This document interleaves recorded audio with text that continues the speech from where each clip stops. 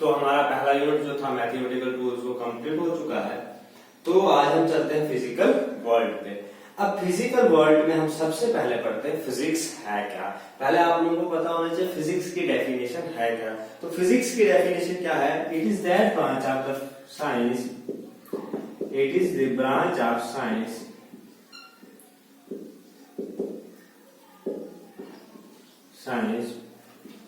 which deals with the study of nature and natural phenomena। अब देखिए physics क्या हमारे पास कौन सी ब्रांच है साइंस की जिसमें हम क्या स्टडी करते हैं? नेचर को स्टडी करते हैं और नेचुरल फिनोमिना को स्टडी करते हैं। तो जैसे नेचुरल फिनोमिना में आता है, थंडरिंग आता है, फोर्सेस आती हैं, कोई भी फोर्स हमारे पास नेचर में है, टेम्परेचर है, हीट है, जो भी हमारे पास एनर्जी है, कोई भी चीज हमारे पास नेचर में है, तो उसकी स्टडी हम किस में करते हैं? फिजिक्स में करते हैं।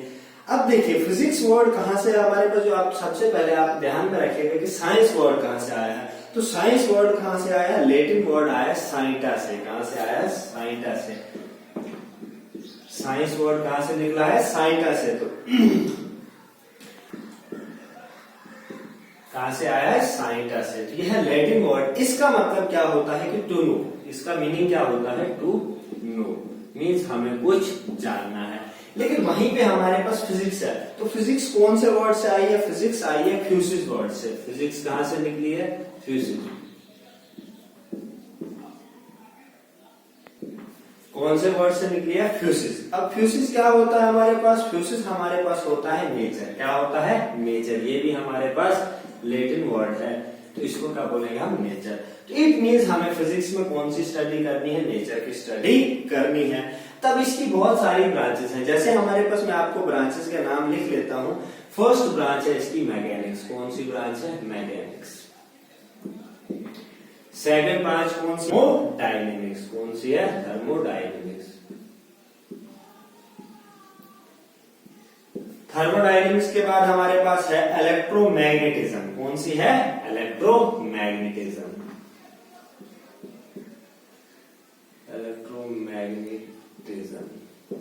और इलेक्ट्रोमैग्नेटिज्म के बाद हमारे पास है रिलेटिविटी। कौन सी है? रिलेटिविटी। और रिलेटिविटी के बाद हमारे पास है क्वांटम। कौन सी है? क्वांटम, या तो इसको बोलेंगे हम क्वांटम मैकेनिक्स। क्या बोलेंगे? Quantum mechanics. ये हमारे पास फिजिक्स की कुछ ब्रांचेस है जिसमें हम अलग अलग स्टडी करते हैं। अब मैकेनिक्स में हम किसकी स्टडी करते हैं? मैकेनिक्स में हम स्टडी करते हैं मोशन ऑफ मटेरियल्स। कौन सी करते हैं? Motion of materials.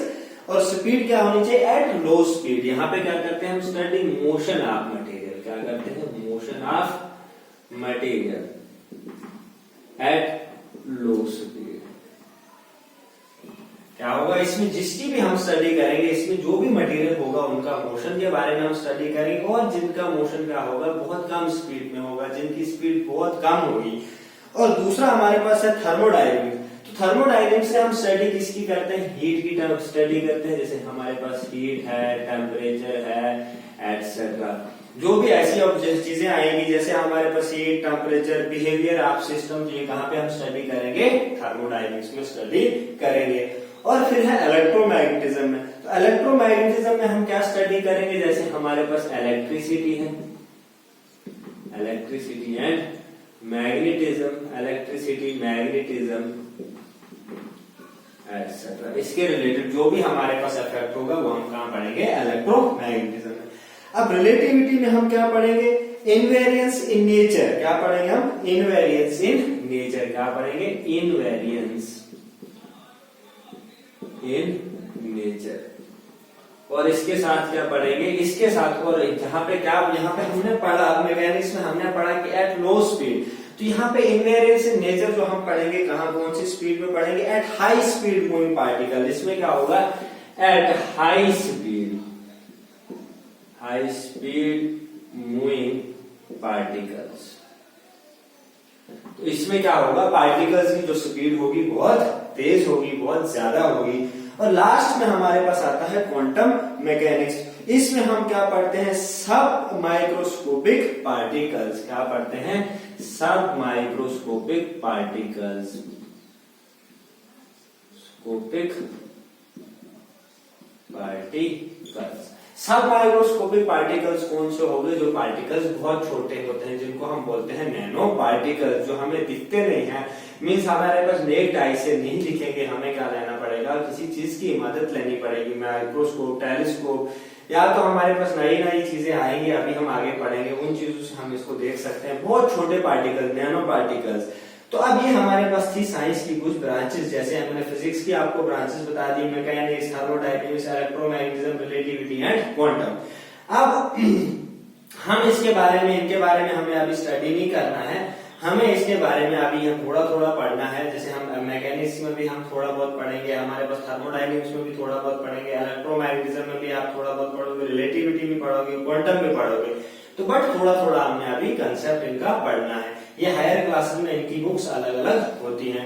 अब ध्यान रखिएगा, अब हम चलते हैं कि फोर्सेस इन नेचर। अब जो नेक्स्ट टॉपिक मैं आपको बताने जा रहा हूं, तो नेचर, फोर्सेस इन नेचर, कौन कौन सी फोर्सेस हमारे पास नेचर में पाई जाती हैं। अब देखिए, अब हमारे पास क्या है, नेक्स्ट टॉपिक हमारे पास है forces in nature.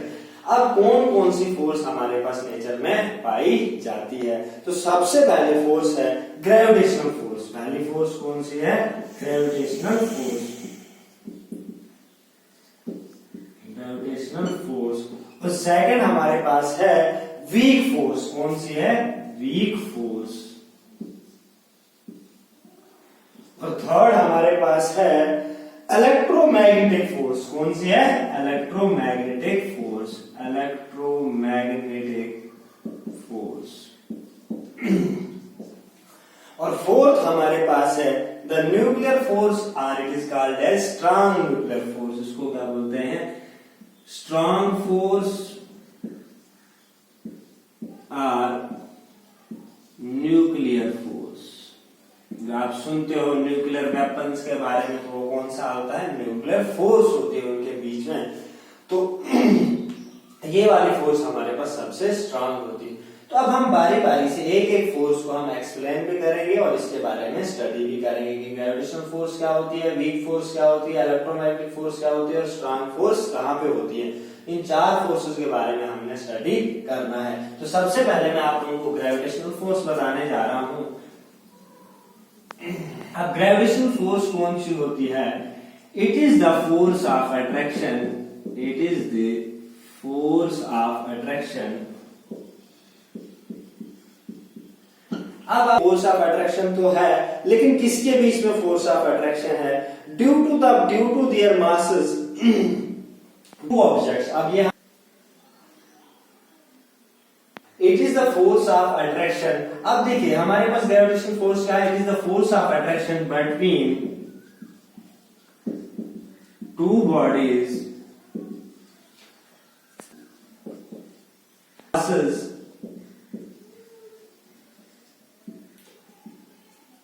and is governed by the Newton's law of gravitation। अब देखिए ग्रेविटेशन फोर्स की डेफिनेशन क्या है, it is the force of attraction between two bodies due to their masses. इसकी वजह से, उनके जो मास होता है उसकी वजह से जो फोर्स ऑफ अट्रैक्शन होती है उसको क्या बोलते हैं, ग्रेविटेशनल फोर्स। और ये किसको फॉलो करता है, न्यूटन लॉ ऑफ ग्रेविटेशन। जो न्यूटन ने लॉ दिया था ग्रेविटेशन पे कि जब भी दो कोई बॉडीज होती है उनके बीच में जो फोर्स होती है उसको बोलते हैं ग्रेविटेशनल फोर्स। अब हम देखते, अब हम इसको थोड़ा लिखते हैं। The force of attraction between the two bodies, the force of attraction, ये आपने पढ़ा हुआ है 9th में, the force of attraction between two bodies of mass m1 and m2 is given by, अब देखिए हमने ये 9th में पढ़ा हुआ है कि फोर्स ऑफ ग्रेविटेशन की डेफिनेशन क्या थी, ये हमने 9th में पढ़ी हुई थी, इसलिए आपको 9th में बताया जाता है कि ध्यान दीजिए, आपको 11th में यूज होगा। अब देखिए वहां पे हमने न्यूटन लॉ ऑफ ग्रेविटेशन पढ़ा था, अब यहाँ पे हमने nature of force gravitational force पढ़ी। अब यहाँ पे क्या होगा, the force of attraction between two bodies of mass m1 and m2 is equal to, तो F कितना होगा, F equal to Gm1 m2 upon r square, कितना होगा r स्क्वायर। तो r क्या है हमारे पास, r is the distance, r is the distance, ये आपको पता भी है, distance between two bodies, between two bodies. तो r क्या हमारे पास, डिस्टेंस बिटवीन टू बॉडीज, और m1 और m2 क्या हमारे पास मासेस हैं दो बॉडीज का, तो और F क्या हमारे पास, फोर्स ऑफ ग्रेविटेशन। अब g की वैल्यू क्या होती है, g को हम बोलते हैं यूनिवर्सल ग्रेविटेशनल कांस्टेंट, इसको क्या बोलते हैं, यूनिवर्सल ग्रेविटेशनल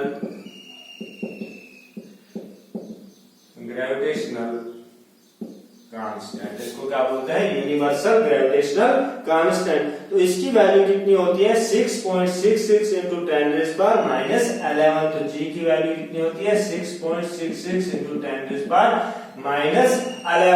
अब इसके साथ यूनिट कौन सा आएगा, न्यूटन, एक तो न्यूटन यूनिट आएगा, क्यों, क्योंकि हम यहाँ से g को कैलकुलेट कर सकते हैं, g को इधर रखेंगे, इसको इधर लेके जाएंगे, और इसका ऐसा यूनिट, इनका ऐसा यूनिट हम यूज करेंगे, तो हमारे पास क्या निकल जाएगा, इसके यूनिट्स निकल जाएंगे।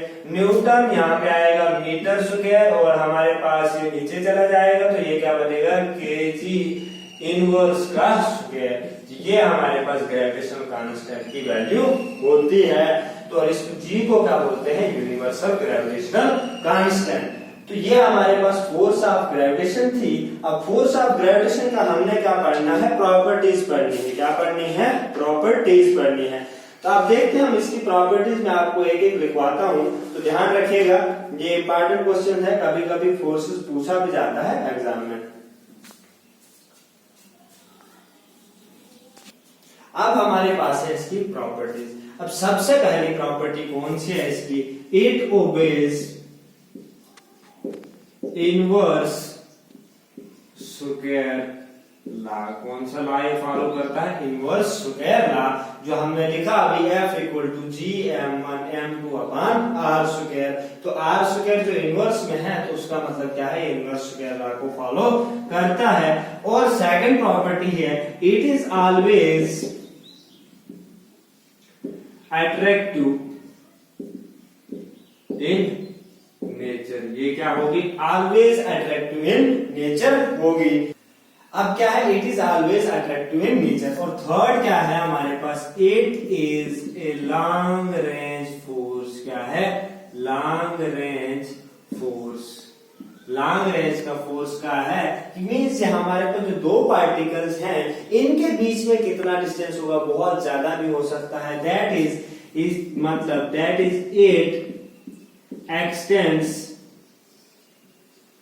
up to infinity। कहां तक हो सकता है इनका डिस्टेंस, इंफिनिटी तक हो सकता है, इसलिए इसको क्या बोलते हैं, लॉन्ग रेंज फोर्स। अब इसका फील्ड पार्टिकल क्या होगा, तो फील्ड पार्टिकल इसका है the graviton is the field particle of gravitational force. अब हमारे फोर्स क्या है, the graviton. Graviton is the field particle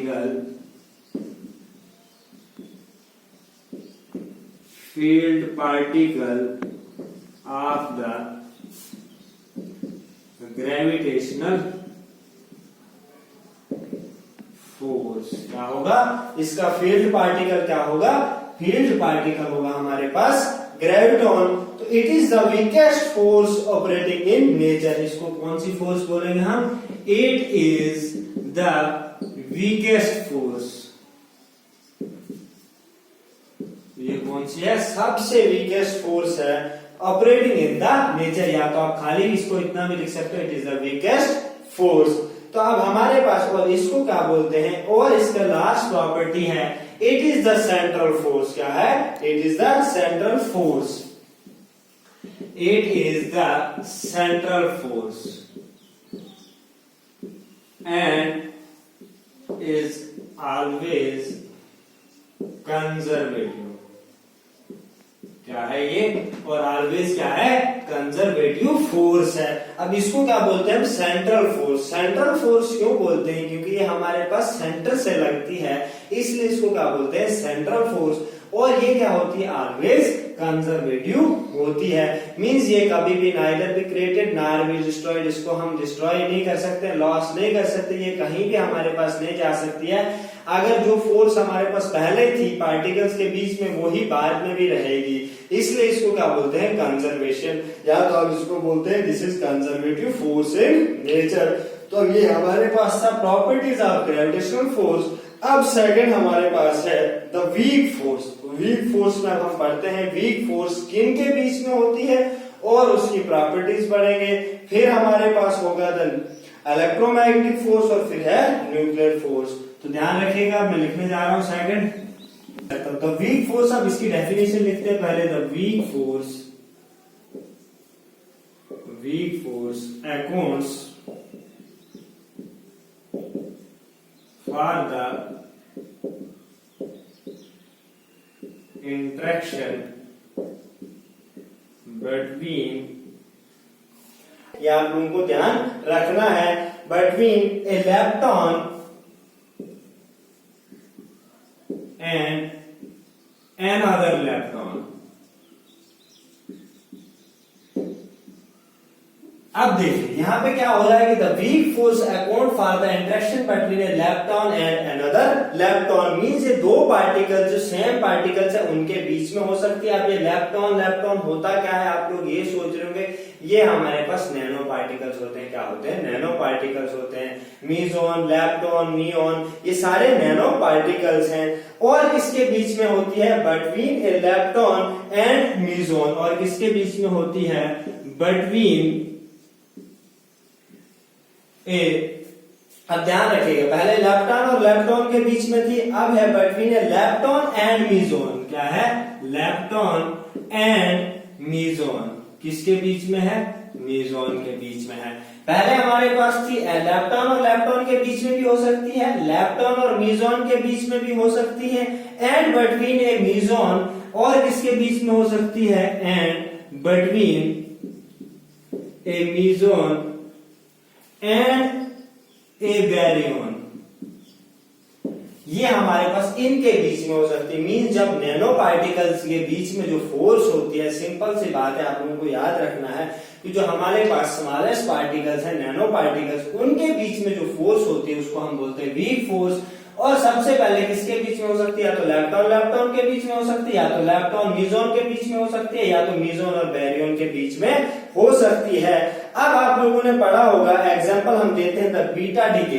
जो हमारे पास पार्टिकल टूटता है तो किसकी वजह से टूटता है, क्या होता है, कौन सी इंटरेक्शन होती है, बीटा पार्टिकल कैसे बनता है, क्या होता है, उसके बारे में हम इसको डेफिनेट एग्जांपल देते हैं। अब फॉर एग्जांपल, जैसे मैं एग्जांपल देने जा रहा हूं, एग्जांपल इसकी है the process of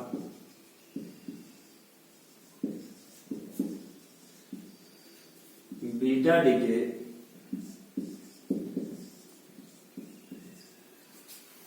is due to the weak force interaction।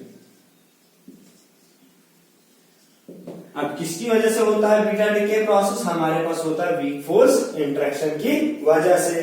तो अब एग्जांपल इसको लिख लेते हैं, मैं नीचे इक्वेशन लिख लेता हूं। तो ध्यान रखिएगा इक्वेशन क्या हमारे पास है, n 0 1। जब यहाँ पे वीक फोर्स इंटरेक्शन होगा तो यहाँ पे हमारे पास क्या बन जाएगा? एक h बन जाएगा 1 1, और इसके साथ क्या बन जाएगा? E हमारे पास बन जाएगा E 0 और -1 प्लस ये बन जाएगा हमारे पास बीटा डीके। देखिए हमारे पास क्या था, यहाँ पे n0 1 था, अब ये टूट गया 1 और 1 में, और यहाँ पे E0 आ गया और -1। अब देखिए यहाँ पे हमारे पास कंजर्वेटिव है कि नहीं है? कंजर्वेटिव का ध्यान रखिएगा। यहाँ पे खाली कितना है? 1 है, यहाँ पे 0 है, और यहाँ पे कितना है? ये 1 है, मतलब ऊपर वाला हमारे पास ठीक है। अब यहाँ पे 1 आ रहा है और यहाँ पे -1 आ रहा है। तो देखिए यहाँ पे है 1, इक्वल टू 1 और यहाँ पे है 0 equal to 1 minus 1 which is also equal to 0। इसलिए ये भी क्या हमारे पास होगी, कंजर्वेटिव फोर्स होगी, ध्यान रखिएगा। अब देखिए वीक फोर्स हमारे पास क्या था, अच्छे से ध्यान रखिएगा। वीक फोर्स हमारे पास है interaction between two lepton, between lepton and another lepton, or between lepton and meson and between meson and baryon। तो इनके बीच में जब भी इंटरेक्शन होगा तो उसको क्या बोलेंगे हम, वीक फोर्स।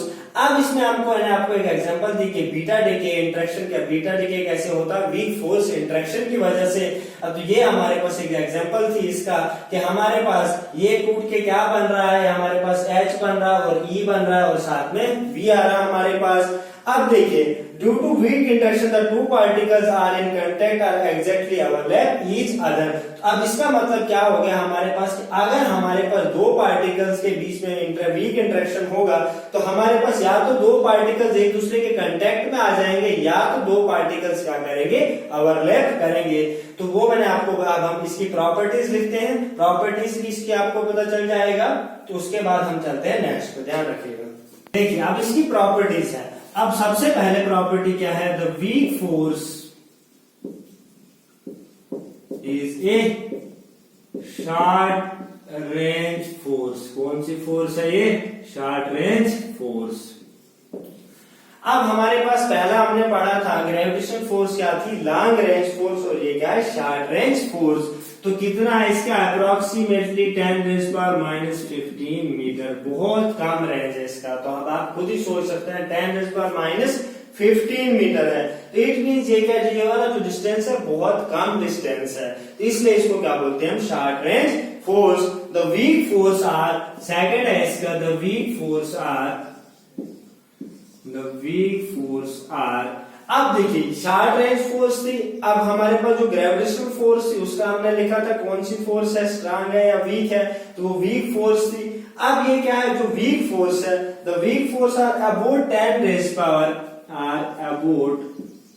10⁻⁻25 टाइम्स। ये आप लोगों को ध्यान में रखना है, कितने टाइम ज्यादा है इससे, टाइम्स स्ट्रांगर देन ग्रेविटेशनल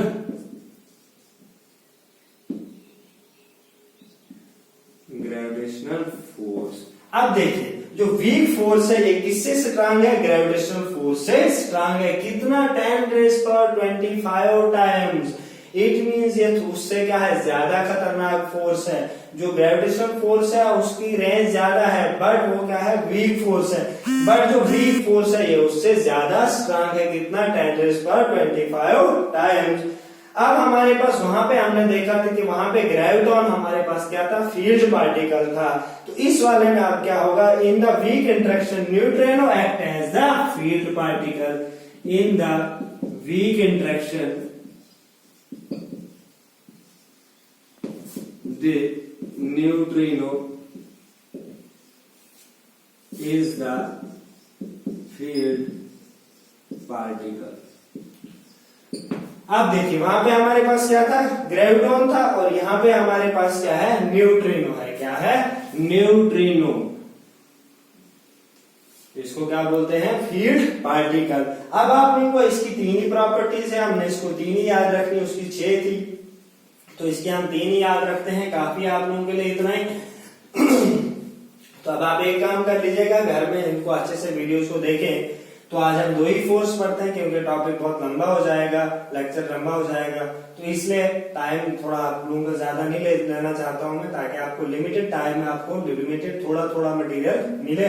तो अब नेक्स्ट लेक्चर में आगे की 2 फोर्सेस आपको एक्सप्लेन करूंगा, उनकी प्रॉपर्टीज भी बताऊंगा।